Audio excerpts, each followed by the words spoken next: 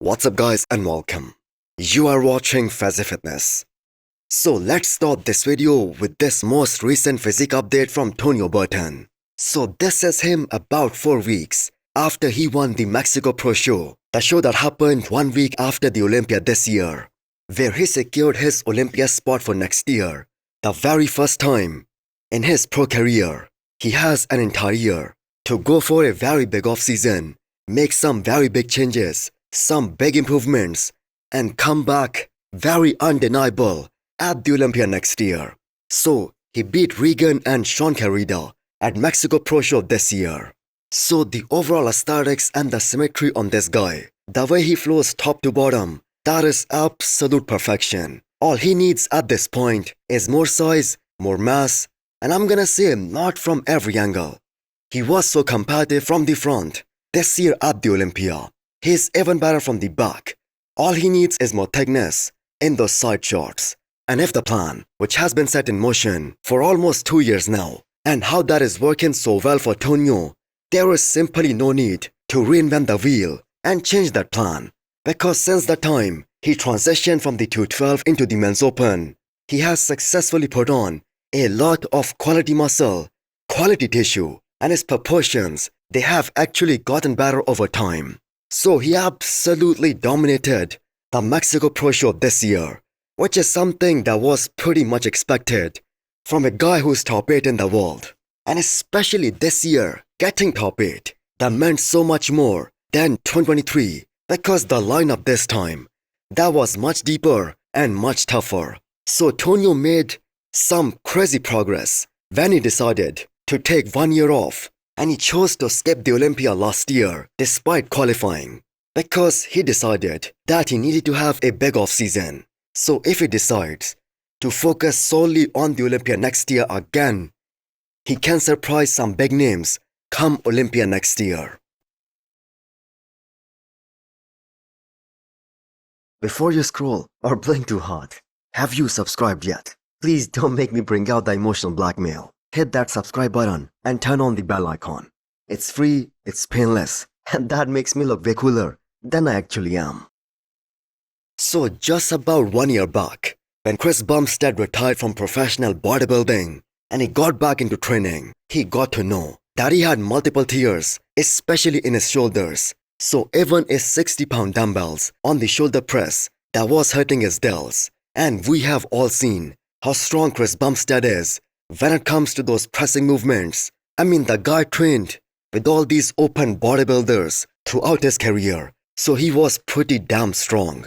He was consistently hitting 120s on the shoulder press when he was actively competing. So in just about 1 year, Chris is back to hitting the PRs in the gym. So that's some solid progress. So there just could not have been a more perfect time for Chris Bumstead to retire. Although this is a bad thing, but the man retired right before having that major problem in terms of his shoulder.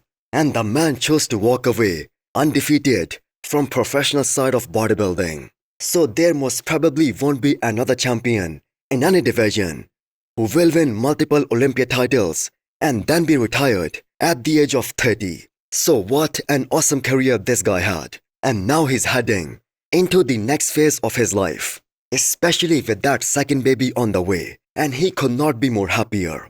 So looking back, it kinda seems like that the stars, they were aligned perfectly for Chris Bumstead to become the biggest name in the industry, with classic physique getting introduced just 1 year before C-Bum turned pro. And as soon as this guy made his Olympia debut, which was back in 2017, we all knew he had classic written all over him.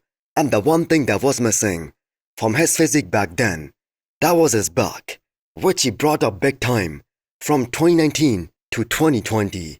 That was also some crazy progress, especially at that level of bodybuilding.